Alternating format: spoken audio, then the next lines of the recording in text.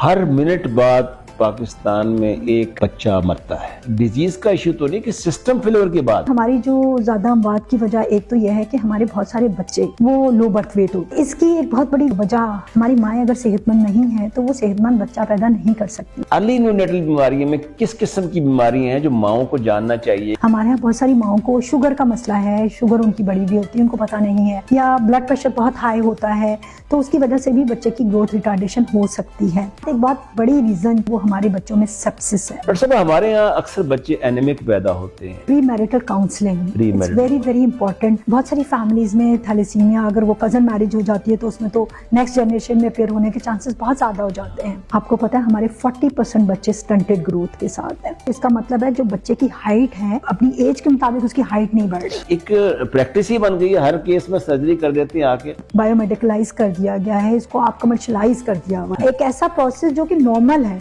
क्या माएँ भी पसंद करती हैं कि हमारी सीजरियन कर दिया जाए? कुछ माएँ हैं जो कि समझती हैं कि जी पेनलेस डिलीवरी होनी चाहिए, वो पेन बर्दाश्त नहीं कर सकती हैं तो एपिड्यूरल लगा के पेनलेस डिलीवरी कर दी जाती है। पाकिस्तान में बच्चों के मरने की शरह 7% है, जबकि हिंदुस्तान में ये शरह 4% है, और बांग्लादेश में 3.5% है जिसने हमारे वतन से जन्म लिया। क्या है कि आखिर हम बच्चों के मरने की शरह पर काबू नहीं पा सके? ये किस चीज का फेलियर है?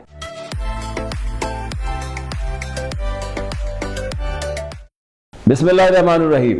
नाज़रीन, प्रोग्राम दिस सेलिब्रिटी में आपका होस्ट अब्दुल बासित खान हाज़िर खिदमत है, और आज मैं एक बड़े अहम टॉपिक पे गुफ्तगू करने जा रहा हूँ, और मेरे साथ मेरी मेहमान भी हैं। पाकिस्तान में बच्चों के मरने की शरह बहुत ज़्यादा है। 5 साल से कम उम्र बच्चों की शरह आज से 30 साल पहले तकरीबन 14% थी। तो आज भी अब देखें तो पाकिस्तान में बच्चों की मरने की शरह 7% है, जबकि हिंदुस्तान में यही शरह 4% है, और बांग्लादेश में 3.5% है जिसने हमारे वतन से जन्म लिया। और अगर मैं अमेरिका की बात करूं तो वो तो 0.5 है। क्या है कि आखिर हम बच्चों के मरने की शरह पर काबू नहीं पा सके? ये MDGs 4, 5, 6 है, मिलेनियम डेवलपमेंट गोल्स, तो उसमें ये चाइल्ड मोर्टेलिटी और मैटरनल मोर्टेलिटी और HIV एड्स, तो ये एक ऐसी चीज़ है जिसके ऊपर मैं डिस्कस करना चाहूँगा। ये किस चीज़ का फेलियर है? क्या ये हमारे कोई डिजीज़ ऐसी है जिसकी वजह से हमारे यहाँ ज़्यादा बच्चे मर रहे हैं, या it is a failure of our system? क्योंकि हमारे जिस तरह अदम इस्तेहकाम की वजह से, non continuation of the political governments, हमारा कई चीज़ों से जिसे कहते हैं कि वो हम सरफ नज़र करते हैं, ओवर पॉपुलेशन को भूल जाते हैं, और जैसे हमारी कंटिन्यूटी ऑफ इकोनॉमी जो है उसमें भी आप देखते हैं बड़े मसाइल आते हैं। वुमेन के इश्यूज़ हैं, वुमेन पावरमेंट, क्लाइमेट चेंज के देख रहे हैं, 2014 में आया था। तो ये सारी चीज़ें जो हैं हमारे इस वजह से है कि हमारे इदारे जो हैं वो ऑटो पे नहीं लगे हुए, हालांकि इनको ऑटो पे होना चाहिए जिससे कि ये मसाइल कम हो। मैं आपको ज़्यादा देर अपने मेहमान से दूर नहीं रखना चाहता। ये मेरी मेहमान है और सोशियोलॉजी डिपार्टमेंट जो है हमारी पंजाब यूनिवर्सिटी की, उसकी हेड भी है, डायरेक्टर भी है, बाय प्रोफेशन डॉक्टर भी रही हैं। आप इनको, इनसे हम वही बात करेंगे कि चाइल्ड मोर्टेलिटी के हवाले से इनकी बड़ी तहकीक है, और जर्मनी से भी ये तकरीबन इन्होंने पब्लिक हेल्थ पे माशाल्लाह डिग्री ली है। बहुत मुल्कों से इनकी मैंने देखा है कि इन्होंने जाकर वहाँ से ये तहकीक की है, और बड़े मकाले लिखे हैं, आर्टिकल बेशुमार लिखे हैं। तो मेरी मुराद है doctor Rubina. Welcome to the show ji. Thank you so much Basit साहब फॉर इनवाइटिंग मी। डॉक्टर साहब, बात यह है कि पहले तो मैं आपको एज ए डॉक्टर लूँगा ना, उस तरह बात करूँगा आके कि इन्फेंट मोर्टेलिटी और न्यूनेटल मोर्टेलिटी। पहले तो आप बताया कि ये इन्फेंट होता क्या है, इन्फेंट की क्या डेफिनेशन है? जी, जब हम बात करते हैं अंडर 5 चाइल्ड मोर्टेलिटी की, तो उसमें कुछ ऐसे इंडिकेटर्स हैं जो कि बहुत ज़्यादा इंपॉर्टेंट हैं, क्योंकि आपको पता है इस वक्त चाइल्ड मोर्टेलिटी एक पब्लिक हेल्थ का एक बहुत बड़ा चैलेंज है, उसको कम करना। उसमें ये कि जब हम अंडर 5 चाइल्ड मोर्टेलिटी की बात करते हैं तो जो सबसे ज़्यादा डेथ्स होती हैं वो हैं शुरू के जो लाइफ के 28 डेज़ होते हैं, जिसको हम न्यूनेटल टाइम पीरियड कहते हैं। तो उन 28 दिनों में डेथ के चांसेस बच्चे के बहुत ज़्यादा होते हैं। तो उसके बाद जो दूसरा नंबर आ जाता है वो इन्फेंट टाइम पीरियड होता है जो कि शुरू के 1 साल का टाइम पीरियड है, एब्सोल्युटली। और उसमें जो बात वाक़या होती हैं तो उसको हम इन्फेंट मोर्टेलिटी कहते हैं। और उसके बाद जैसे जैसे बच्चे की उम्र बढ़ना शुरू होती है मोर्टेलिटी के चांसेस कम हो जाते हैं, लेकिन फिर भी हमारे यहाँ अंडर 5 मोर्टेलिटी बहुत ज़्यादा हाई है। क्योंकि अगर मैं पाकिस्तान की बात करूँ तो अभी जो इन्फेंट मोर्टेलिटी हमारे यहाँ 57 डेथ्स हैं 1000 लाइव बर्थ्स पे, कि अगर हमारे यहाँ 1000 जिंदा बच्चे पैदा होते हैं तो उसमें से अनफॉर्चुनेटली 57 बच्चे हैं जो कि अपनी पहली बर्थडे नहीं देख पाते। फिर अंडर 5 चाइल्ड मोर्टेलिटी की बात करूं तो इस वक्त 65 है, जो कि पाकिस्तान में जो 1000 में से 65 बच्चे अपनी 5th बर्थडे नहीं देख पाते हैं। तो ये एक बहुत बड़ा नंबर है, अगर आप इसको नंबर्स में देखते हैं तो इट्स अ बिग नंबर।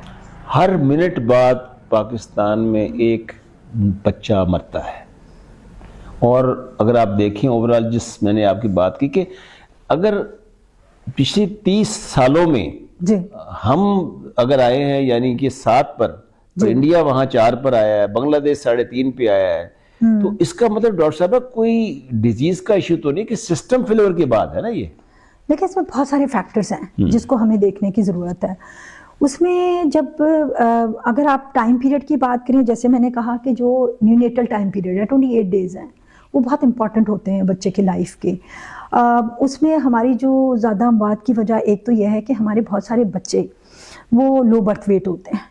तो जब एक बच्चा जो कि जिसका बर्थ वेट नॉर्मल होना चाहिए एटलीस्ट 2.5 kg या 6 पाउंड से कम ज़्यादा होना चाहिए, तो वो बच्चे का अगर वेट उतना नहीं है तो वो बहुत चांसेस होते हैं कि वो आगे अपनी लाइफ में वो क्वालिटी ऑफ लाइफ अटेन नहीं कर पाएगा जो एक नॉर्मल बच्चे का हो सकता है। इसकी एक बहुत बड़ी रीज़न जो है, जो वजह हमारे सोसाइटी में देखने में आती है कि हमारी माएँ अगर सेहतमंद नहीं हैं तो वो सेहतमंद बच्चा पैदा नहीं कर सकती हैं। माँओं की भी बहुत सारी वजूहात हैं कि उनकी न्यूट्रिशनल डेफिशिएंसीज़ हैं बहुत ज़्यादा, फिर उनके फ्रीक्वेंट प्रेगनेंसीज़ हैं, स्पेसेस कम हैं, तो ये सारी चीज़ें जो लेके जाती हैं वो बच्चे की सेहत पे इफेक्ट करती हैं। अच्छा डॉक्टर साहब, ये जो मैंने बात की कि अर्ली न्यूनेटल मोर्टेलिटी, जैसे आपने कहा कि बच्चे के पहले जो है 2 दिन जो होते हैं 7 डेज था, 7, वेरी इंपॉर्टेंट, वेरी क्रूशियल। इसका मतलब तो ये हुआ कि ये वो बीमारियां बच्चे की हैं जो माँ के पेट से लेकर आया है वो, बिल्कुल, क्योंकि उसके बाद जब आप बच्चा इससे आगे चला जाता है 28 दिन से भी या 1 साल की तरफ जाता है तो वो है जो पोस्ट नेटल जो बीमारियां आ सकती हैं।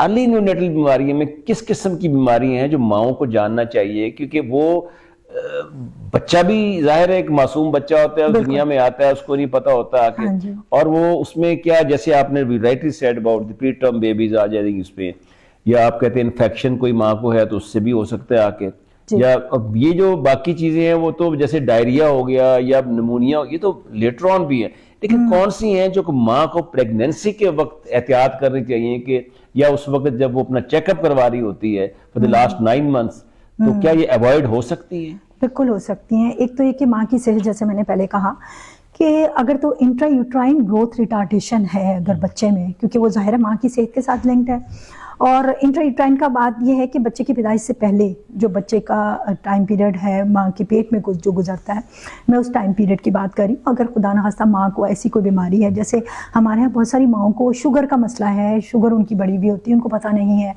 या ब्लड प्रेशर बहुत हाई होता है, तो उसकी वजह से भी बच्चे की ग्रोथ रिटार्डेशन हो सकती है।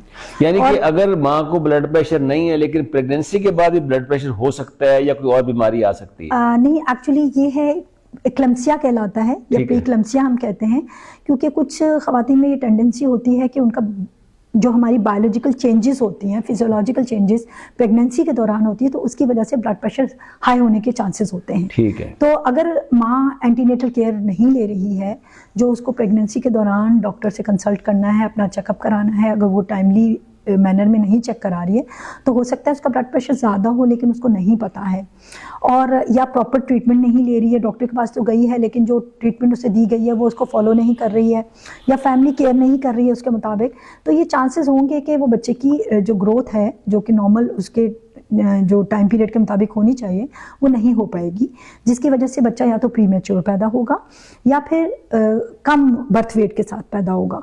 तो ये दो बड़ी वजूहात हैं जिसकी वजह से न्यूनेटल मोर्टेलिटी के चांसेस होते हैं। लेकिन इसी के साथ एक बहुत बड़ी रीज़न जो मैं आपसे शेयर करना चाहूँगी वो हमारे बच्चों में सेप्सिस है। सेप्सिस, मैं यही आपसे बात करने लगा सेप्सिस पे, तो आपने बताया जी।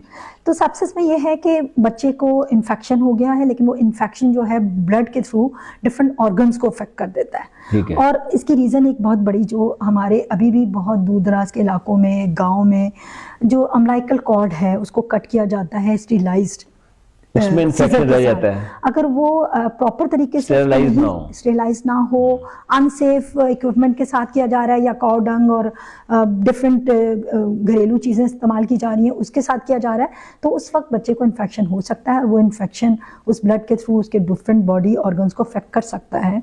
तो एक ये भी बड़ी वजह है कि जिसमें बच्चे जो है वो न्यूनेटल मोर्टेलिटी का शिकार हो रहे हैं। इसके अलावा हमारे यहाँ आपको पता है बहुत सारी जो शादियाँ हैं अभी वो कज़न मैरिजेस हैं। अगर आप डेमोग्राफिक एंड हेल्थ सर्वे का डाटा उठा के देखें जो लास्ट हमारा आया है तो 18 में, तो उसके मुताबिक 52% मैरिजेस जो हैं वो हमारी कज़न मैरिजेस हैं। Oh my God, that's big number. It's a big number. और ये जो कज़न मैरिजेस हैं हमें अभी पता नहीं चल रहा है, लेकिन इनकी वजह से समटाइम क्रोमोसोमल एबनॉर्मलिटीज़ हो जाती हैं या बच्चों में डिफरेंट काइंड्स ऑफ एनॉमलीज जिसमें लंग्स की, हार्ट की या न्यूरल ट्यूब डिफेक्ट की उनके चांसेस बढ़ जाते हैं। और दूसरा ये है कि अभी भी हम इस चीज़ को रियलाइज़ नहीं कर रहे हैं कि हमारे बच्चों में इस कज़न मैरिजेस की वजह से उनकी जो IQ लेवल है वो भी लो होता है। और अभी ऐसी बहुत सारी रिसर्चेस आई हैं जो कह रही हैं कि ड्यू टू कज़न मैरिजेस या सेम कास्ट इवन मैरिजेस आगे चल के अगर एक फैमिली में ब्लड प्रेशर या कार्डियोवैस्कुलर डिजीजेस 40 साल में अपेयर होनी है तो वो 10 साल पहले अपेयर होना शुरू हो जाती है इन केसेस में। तो हमें इस वक्त ये भी देखने की ज़रूरत है कि अच्छा जी इजीली अवेलेबल है कज़न मैरिजेस क्यों हो रही हैं, क्या हम इसको लोगों में अवेयरनेस क्रिएट करें कि वो इस जो कज़न मैरिजेस से बचें और उनको पता हो कि इसकी क्या कॉन्सिक्वेंसेस हैं। तो एक तो ये भी रीज़न्स हैं। फिर हमारे यहाँ बहुत सारी ख़वातीन को पता नहीं है कि आपने किस टाइम पे कौन से विटामिन्स लेने हैं। फॉर एग्जांपल फॉलिक एसिड का इस्तेमाल शुरू के 3 महीने में बहुत इंपॉर्टेंट होता है और अगर फॉलिक एसिड डेफिशिएंसी हो तो न्यूरल ट्यूब डिफेक्ट्स के चांसेस ज़्यादा बढ़ जाते हैं। डॉक्टर साहब, हमारे यहाँ अक्सर बच्चे एनीमिक पैदा होते हैं। अब जब आप शादी करते हैं किसी कपल की तो आप नहीं समझती कि बिफोर मैरिज लड़के या लड़की का दोनों का वो लेवल चेक करना चाहिए कि आया एनीमिक तो नहीं है कहीं आके, क्योंकि जब दोनों एनीमिक हों और उसके बाद बच्चा तो जाहिर है फिर एनीमिक ही पैदा होगा ना आके। माल न्यूट्रिशन हो जाती है, कमज़ोर बच्चा होता है तो उसके चांसेस ऑफ सर्वाइवल जो होते हैं वो बढ़ जाते हैं, कम हो जाते हैं। जी आपने बहुत अच्छा पॉइंट रेज किया यहाँ पे कि pre marital counselling it's very very important. आप देखें हम मुस्लिम ममालिक की बात करें तो ईरान में, सऊदी अरब में pre marital counselling is very important और प्री मैरिटल टेस्ट भी किए जाते हैं, ब्लड टेस्ट किए जाते हैं, बिकॉज कि आपको पता है हमारे यहाँ अभी भी बहुत ज़्यादा केसेस हैं थैलेसीमिया मेजर और माइनर। थैलेसीमिया मुझे वो लफ्ज़ याद नहीं आ रहा था, आपने राइटली पॉइंट आउट किया। बिकॉज कि अभी बहुत सारी फैमिलीज में थैलेसीमिया अगर वो कज़न मैरिज हो जाती है तो उसमें तो नेक्स्ट जनरेशन में अपेयर होने के चांसेस बहुत ज़्यादा हो जाते हैं। और इसके अलावा भी बहुत सारे बच्चे जो होते हैं कि इनकी लाइफ कम होती है, कि ये भी है? इट डिपेंड्स कि उनको किस तरह की है। बहुत सारे ऐसे बच्चे होते हैं जो कि थैलेसीमिया के कैरियर होते हैं, वो कैरी कर रहे हैं उसको अपने जीन्स में, जो आगे जाके अपेयर हो सकती है डिजीज़ की फॉर्म में, बट कुछ में है कि मेजर होता है जिसमें अपेयर हो जाती है, उनको रेगुलर हर हफ्ते ब्लड ट्रांसफ्यूज कराना पड़ता है और एक फैमिली के लिए एक बहुत ज़्यादा प्रॉब्लम सिचुएशन हो जाती है। तो इन सारी चीज़ों को अवॉइड करने के लिए अभी पॉपुलेशन वेलफेयर डिपार्टमेंट से भी ये बात हो रही है कि हम प्री मैरिटल काउंसलिंग को लोगों को बताएं कि कौन सी बीमारियां ट्रांसमिट हो सकती हैं जीन्स में और किस तरह इससे बचा जा सकता है। मुझे याद है डॉक्टर साहबा आपने जो बात ईरान की है, क्योंकि 2014 में जब मैं निप्स का हेड था तो उस वक्त मैंने कॉन्फ्रेंस करवाई थी, इंटरनेशनल कॉन्फ्रेंस इन्हीं के ऊपर MDGs 4, 5, 6 पे। तो ईरान से भी बाकायदा डेलीगेट आए थे, मराकश से भी आए थे, चाइना, बांग्लादेश, नेपाल, मालदीव, ये भूटान, इन सब जगह से आए थे, श्रीलंका से आए थे आगे। तो most dramatic reduction in the PGR population growth rate was from Iran, जबकि चाइना तो 1 चाइल्ड की पॉलिसी थी ना, वो तो एक डंडा मार पॉलिसी थी ना आके।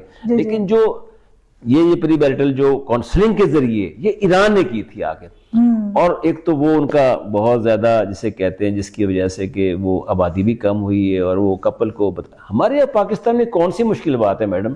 کیا جب آپ کسی بچے کی شادی کرتی ہے، پنجاب گورنمنٹ ہے تو چونکہ ہیلتھ پاپولیشن تو یہ پنجاب کا ہی اب آ گیا نا 18th امینڈمنٹ کے بعد، بھائی آپ کہیں جی آپ نے تب آپ کو ہال ملے گا جب آپ پہلے پری میرٹل کاؤنسلنگ کرائیں گے، پلاننگ سرٹیفکیٹ جی وہ سرٹیفکیٹ لے کر آئیں گے، اور وہاں باقاعدہ دونوں کی یعنی میاں بیوی کی پرپوز جو بھی ہسبینڈ وائف ہے ان کی کاؤنسلنگ ہونی چاہیے. کون سی اس میں ڈاکٹر چاہیے ڈاکٹر صاحب کی مشکل بات ہے؟ لیکن اس سے پہلے تو ضرورت ہے کہ ہم لوگوں کا مائنڈ سیٹ چینج کر سکیں. آپ کو پتہ ہے ابھی کچھ عرصے پہلے کی بات ہے کہ ایک فیملی میں ہمیں پتہ چلا کہ بچے کو ہے تھیلیسیمیا، تو ہم نے فیملی سے کہا لڑکی کے کہ جی وہ سب میرج ارینج ہو چکی، سب کچھ ہو چکا تھا، تو لڑکی کے پیرنٹس نے کہا اچھا چلو وہ بھی ٹیسٹ کرا لیتے ہیں. ٹیسٹ کرایا تو وہ بھی تھیلیسیمیا کی پیشنٹ تھی، ان میں بھی کیریئر تھی. تو اب ہم لیکن وہ کہتے ہیں ہم شادی ختم نہیں کر سکتے بیکاز کہ سب کچھ ہو چکا ہے اور سب کچھ پلان ہو چکا ہے، سب کو پتہ چل چکا ہے، ہم یہ ختم نہیں کر سکتے. تو لائک لوگوں کی اس حد تک سوچ ہے کہ ان کو پتہ بھی ہو تو بھی وہ ڈیسیجن نہیں لے پاتے ہیں. صحیح بات ہے. تو اس کا مطلب ہے کہ ٹائملی وے میں یہ اس وقت ٹیسٹنگ ہونی چاہیے جب وہ اس وقت پلان کر رہے ہوتے ہیں یا فیصلہ کر رہے ہوتے ہیں، اس سے پہلے یہ سارے ٹیسٹ ہونے چاہیے اور انہیں پتہ دیکھ سکتے ہیں کہ خدا نخواستہ ایسی کوئی بیماری نہ ہو. اچھا ڈاکٹر صاحب، جو ہمارے ہاں جیسے آپ نے کہا کہ دو میجر ریزن جو ہیں، ایک پری ٹرم برتھ کی ہے اور ایک جو ہے کہ بچے کا انڈر ویٹ ہونا، وہ بھی ایک ہے معاملہ ہے. تو یہ دو اہم وجوہات ہیں. پری ٹرم جو بیبیز ہوتی ہیں اس کو ایوائڈ نہیں کیا جا سکتا؟ کیا چیزیں ہیں جس سے کہ ہم اس کو اینٹیسپیٹ کریں اور کہیں جی کہ پری ٹرم بیبی نہ پیدا کریں؟ جب پری ٹرم بیبی پیدا ہوتی ہے تو ظاہر ہے اس کا ویٹ ہوتا ہے، کوئی 2-3 مہینے تک آپ چیک کرتے ہیں کہ ویٹ بڑھ رہا ہے کہ نہیں بڑھ رہا ہے. اگر نہیں بڑھ رہا تو again it is a source of concern for the parents. کوئی ایسا ہے فارمولا جس سے کہ آپ اس کو ڈیفینیٹلی پری ٹرم بات کو روکا جا سکتا ہے اس طریقے سے کہ پہلے کو دیکھنا ہوگا کہ کاز کیا ہے. کیا ماں کا بلڈ شوگر زیادہ تو نہیں ہے، بلڈ پریشر زیادہ تو نہیں ہے، یا اس کو ایسی کوئی بیماری تو نہیں جس کی وجہ سے پری ٹرم برتھ ہونے کے چانسز زیادہ ہیں، کہ ہم اس کاز کو پہلے تو روکیں. اور اس کے علاوہ جو جب پری ٹرم ایک بچہ پیدا ہوتا ہے تو اس کی بہت ریگولر چیک اپس ہوتے ہیں. جیسے میں نے آپ کو پہلے بھی بتایا کہ پوسٹ نیٹل کیئر ہمارے ہاں ابھی بھی بہت کم ہے. آلدو کہ اینٹی نیٹل کیئر امپروو ہو چکی ہے لیکن پوسٹ نیٹل کیئر ابھی بھی بہت کم ہے. 30% صرف برتھس ہیں جس میں آپ دیکھ سکتے ہیں کہ پوسٹ نیٹل کیئر لی جا رہی ہے. اور پوسٹ نیٹل کیئر اس لحاظ سے بہت زیادہ امپورٹنٹ ہے کہ اس کے پوسٹ نیٹل کیئر میں ماں کو ایک تو بریسٹ فیڈنگ کے لیے بتایا جائے، بیکاز کہ ہمارے ہاں بہت سارے ایسے بچے ہیں جو کہ اگر لو برتھ ویٹ ہوئے ہیں لیکن ان کو پراپر بریسٹ فیڈنگ دی گئی ہے بچے کو تو وہ اپنا نارمل ویٹ اٹین کر لیتے ہیں. اچھا. اور لیکن ہمارے یہ ایک ہمارے ہاں شرح بڑھتی جا رہی ہے کہ سب آپٹیمل بریسٹ ملک انٹیک بچے کو جو اس کی ریکوائرمنٹ ہے اس کے مطابق مدر فیڈ نہیں کروا رہی ہے، جو کہ ایک بہت بڑی ریزن ہے کہ بچوں میں بار بار انفیکشنز کے چانسز بڑھ جاتے ہیں. اور ابھی ایک ریسرچ ہوئی ہے جس نے بہت بڑے ڈاٹا کے ساتھ انہوں نے پریزنٹ کیا ہے کہ وہ بچے جو کہ بریسٹ ایکسکلوسیو بریسٹ فیڈنگ پہ ہیں ان میں مورٹیلٹی کے چانسز اور موربیڈیٹی یعنی بیماریوں کی شرح بہت کم ہو جاتی ہے دین وہ بچے جو کہ بوٹل فیڈ پہ ہوتے ہیں. صحیح. تو ایک تو بریسٹ فیڈنگ کو بہت زیادہ پروموٹ کرنے کی ضرورت ہے اور ماؤں کو یہ بتانے کی ضرورت ہے کہ نہ صرف یہ بچے کے لیے بہت صحت مند ہے بلکہ ماں کے لیے بہت صحت مند ہے اور وہ اپنی نارمل شیپ میں واپس جا سکتی ہے اور بہت ساری کینسر سے بچ سکتی ہے. اور اسی کے ساتھ جو ہماری ایک بہت بڑی وجہ ہے جو بچوں میں بات کا سبب بن رہی ہے وہ میل نیوٹریشن ہے. آپ کو پتہ ہے ہمارے 40% بچے سٹنٹڈ گروتھ کے ساتھ ہیں. جب میں سٹنٹڈ گروتھ کی بات کر رہی ہوں تو اس کا مطلب ہے جو بچے کی ہائٹ ہے اس کے مطابق اس کا جو اپنی ایج کے مطابق اس کی ہائٹ نہیں بڑھ رہی ہے. تو 40% ایک 12 ملین بچے ہمارے جو کہ سٹنٹڈ گروتھ کے ساتھ ہیں. اور جب میں ویسٹنگ کی بات کرتی ہوں یعنی بچے کی ہائٹ کے مطابق اس کا ویٹ وہ بھی پراپر نہیں ہے اور ہمارے تقریباً 17.5 بچے جو ہیں % وہ ویسٹنگ کا شکار ہیں یعنی وہ بہت کمزور ہیں. اور یہ وہ بچے ہیں جو ویشیس سائیکل آف پاورٹی کا شکار ہو جاتے ہیں بیکاز کہ جب ان کا اسکولنگ کا ٹائم آتا ہے وہ کنٹینیوس بیماری میں ہوتے ہیں اور وہ ایبسنٹ ہوتے ہیں اسکول سے اور وہ پھر پڑھائی صحیح نہیں کر سکتے، آئی کیو لیول ان کا ویک رہتا ہے، اکیڈیمک پرفارمنس ویک رہتی ہے اور وہ اسی پاورٹی کی سائیکل میں اس کا شکار رہتے ہیں.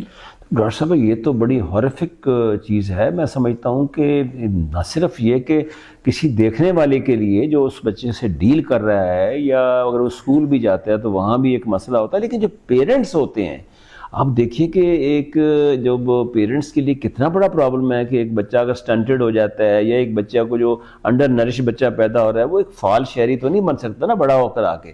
تو یہ جو کنسرنز ہیں ان کے لیے تو میں سمجھتا ہوں کہ حکومت کے اقدامات جو ہیں, کیا وجوہات ہیں. دیکھیں نا کہ ہم جیسے میں نے انٹرو میں شروع میں کہا کہ اس پہ توجہ نہیں دی جا رہی کہ کس طرح اس کو کم کیا جائے. کیوں نہیں ہم اس میں کامیاب ہو رہے جبکہ دوسرے لوگ کامیاب ہوئے ہیں, اور ہم سسٹینیبل ڈیولپمنٹ گولز میں بھی آ گئے ہیں, وہاں بھی ہمیں ٹارگٹس دیے گئے ہیں کہ اسی نبوات کو کم کر. ہم تو تقریباً افغانستان کے ساتھ ساتھ کھڑے ہوئے آ کے, ہمارا تو جسے کہتے ہیں نا اس معاملے میں یہ جو ڈیلیوری جو ہوتی ہے بعض اوقات انسکلڈ مڈ وائفس کے ذریعے, یہ بھی this is also one of the reasons کہ بچے اس سے مرتے ہیں جب آپ کو انفیکشن لگ جاتا ہے, سیف جگہ پر اس کی ڈیلیوری نہیں کرتے اور انسکلڈ ہوتی ہیں اور وہ پھر اس میں انجری ہو جاتی ہے. That can also be one of the major cause. جی, بیکاز کہ ابھی بھی آپ کو پتا ہے کہ بہت ساری جو ڈیلیوریز ہیں وہ ہوم ڈیلیوریز ہیں, اور اگر ان ہوم ڈیلیوریز کو بھی دیکھیں تو اس میں بھی 77% ایسی ڈیلیوریز ہیں جو مڈ وائفس کے تھرو ہو رہی ہیں, یعنی وہ دائیوں کے تھرو ہو رہی ہیں. مڈ وائفس کی بھی پھر بھی ٹریننگ ہوتی ہے, لیکن جو دائی ہیں جو ہماری ٹریڈیشنل برتھ اٹینڈنٹس ہیں ان کی تو ٹریننگز نہیں ہے اس وقت. ان کو غربت اتنی ہوتی ہے کہ وہ کہتے ہیں دائیوں سے کروا لیں. جی, وہ سیف ڈیلیوری کٹس نہیں ہیں ان کے پاس اویلیبل. انہیں نہیں پتا کہ کس طرح ایک اگر بچہ جو ہے وہ اس کے, ہم بچے کی جب پیدائش ہوتی ہے تو اس کے دیکھتے ہیں کہ اس کو ایبگا سکورز کہلاتے ہیں, وہ بچے کے کیا ہیں. اب ایک دائی کو نہیں پتا کہ اس کے کیا سکورز ہیں, کس ٹائم پہ اس کو ہاسپٹل شفٹ کرنے کی ضرورت ہے, آکسیجن کس طرح دینے کی ضرورت ہے, کس ٹائم پہ.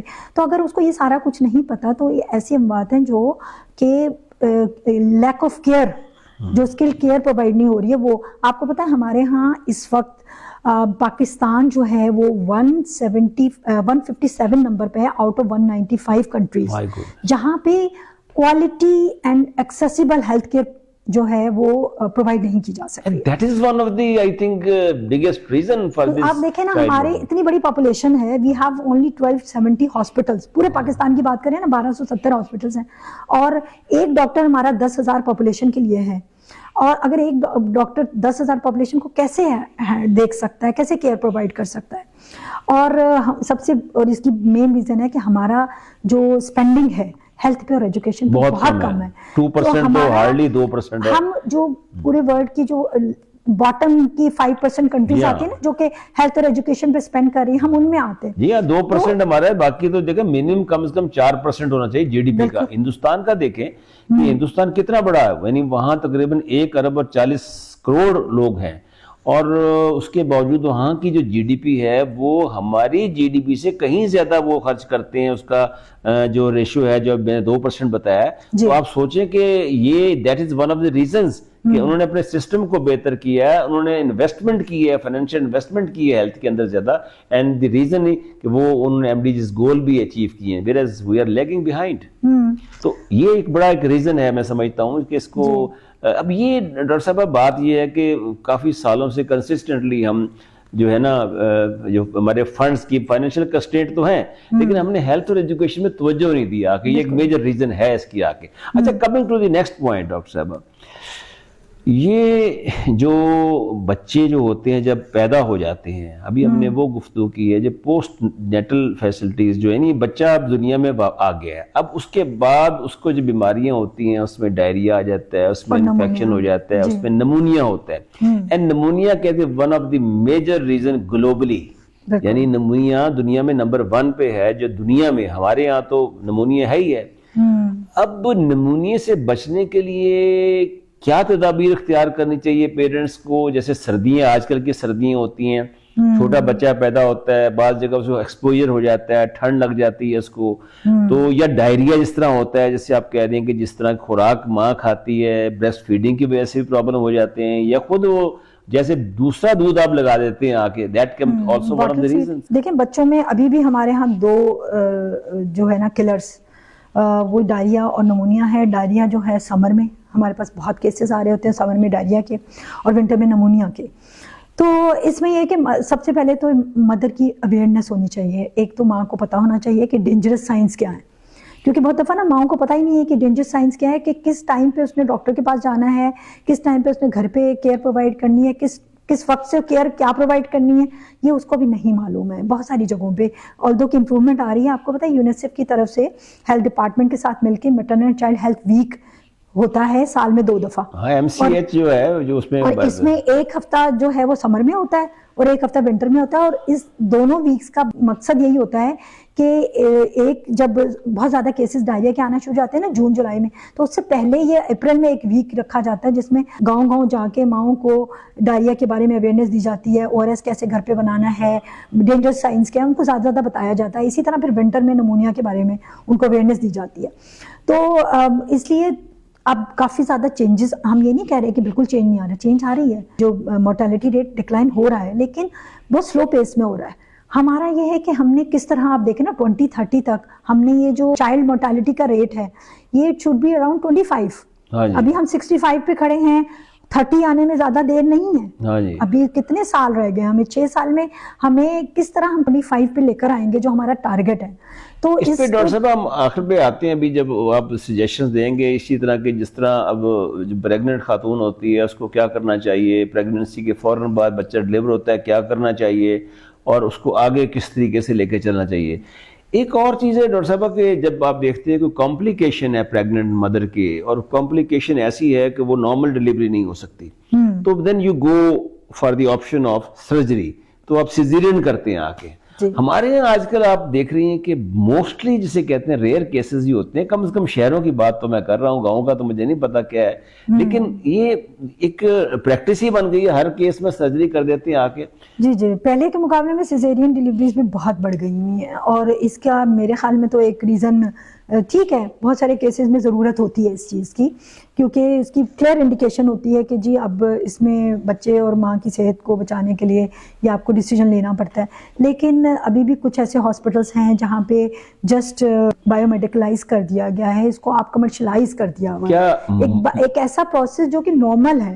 کیا مائیں بھی پسند کرتی ہیں کہ ہماری سیزیرین کر دیا جائے بچے؟ کچھ مائیں ہیں جو کہ سمجھتی ہیں کہ جی پین لیس ڈلیوری ہونی چاہیے, وہ پین برداشت نہیں کر سکتی ہیں تو ایپیڈیورل لگا کے پین لیس ڈلیوری کر دی جاتی ہے. ٹھیک ہو گیا. اچھا ڈاکٹر صاحب, آپ جس طرح ہم نے بیماریاں ڈسکس کی ہیں, نمونیا ایک گلوبلی ایک بہت بڑا ایشو ہے پاکستان میں, اور بچے سب سے زیادہ نمونیا میں ہمارے بچے مرتے ہیں.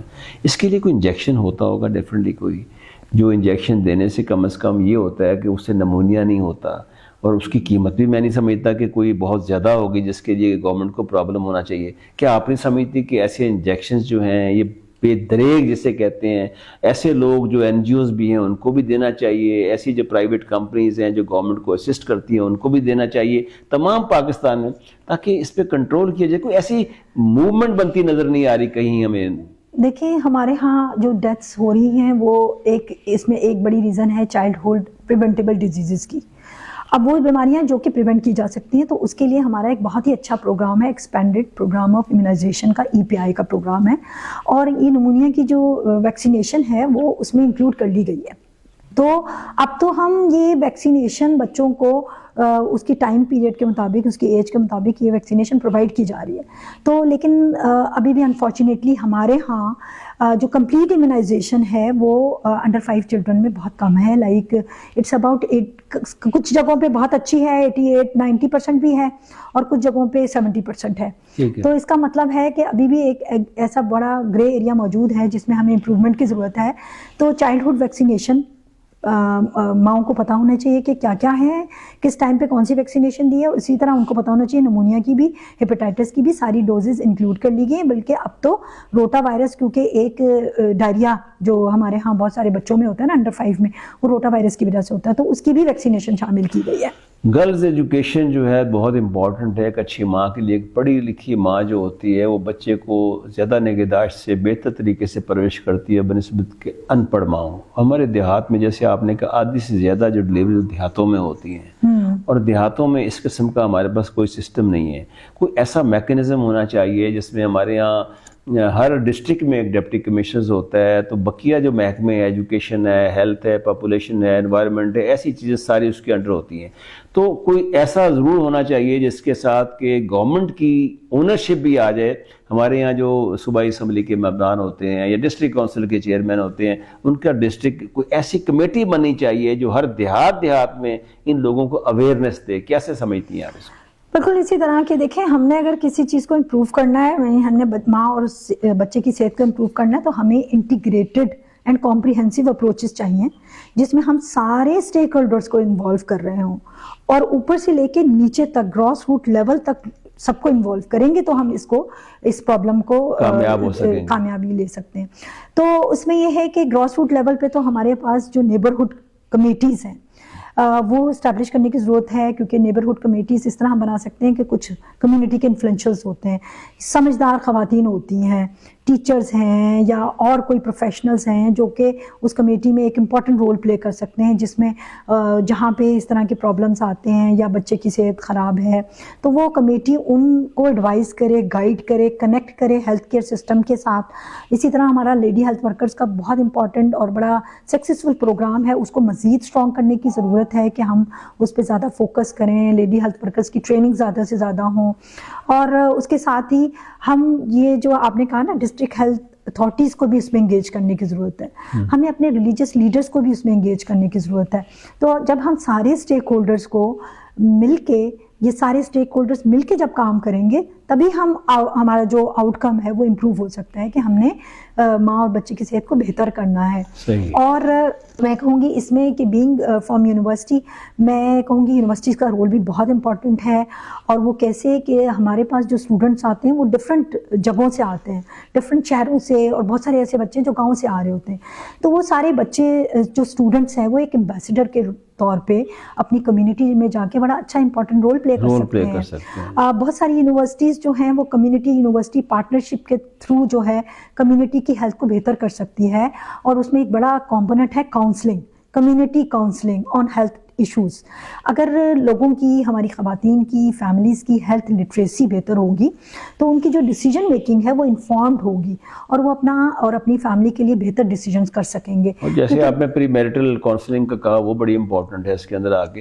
اچھا ڈاکٹر صاحب, یہ بڑی اچھی بات ہے. ایک جو ہمارے یہاں جیسے آج کل موبائلس کا بہت ہماری قوم زیادہ استعمال کرتی ہے, یہ نہیں پتا کہ اس کو کنسٹرکٹیولی تعمیری انداز سے دیکھیں یا بہتری کے لیے کس طرح, لیکن ہر آدمی موبائل سے لگا ہوتا ہے. آپ نہیں سمجھتی کہ اس کے ساتھ بھی کوئی میسیجنگ کا ہونا چاہیے, جس میں آپ نے کزن میرجز کی بات کی ہے یا ایسے ایشوز جن میں عوام کو اویئرنیس دینی ہو, تو that can be a very useful instrument for education. بالکل, ابھی بہت زیادہ ایک کانسیپٹ یوز ہو رہا ہے ایم ہیلتھ کا, یعنی موبائل ہیلتھ اور ای ہیلتھ, الیکٹرانک ہیلتھ, اور ٹیکنالوجی کا استعمال کرتے ہوئے ہم فار ایگزامپل ایک بچے کی ویکسینیشن کا ٹائم ہو گیا, اگر ماں کو میسج بھیجا جائے کہ اب اس کی ویکسینیشن کا ٹائم ہے, کیونکہ بہت دفعہ تو ماں کو پتہ ہی نہیں ہوتا کہ ٹائم آ گیا ہے, وہ مس کر چکی ہوتی ہے.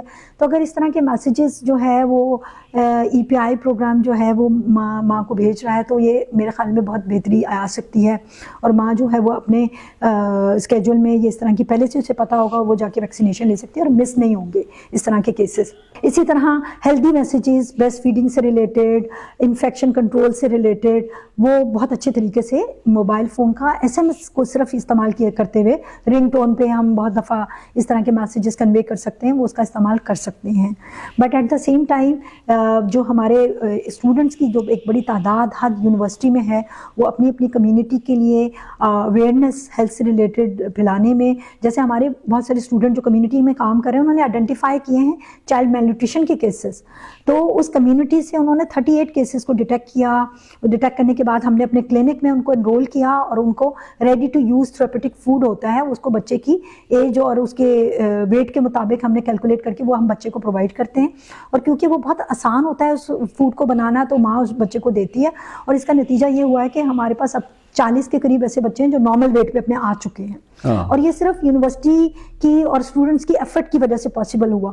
اسی طرح ہم نے اس کمیونٹی سے 15 ایسے بچوں کو ڈیٹیکٹ کیا جن کی امیونائزیشن مس ہو چکی تھی, اور ہم نے اس کو امیونائزیشن جو ای پی آئی پروگرام کے ساتھ کنیکٹ کر کے ان کو وہ ویکسینیشن پرووائڈ کی.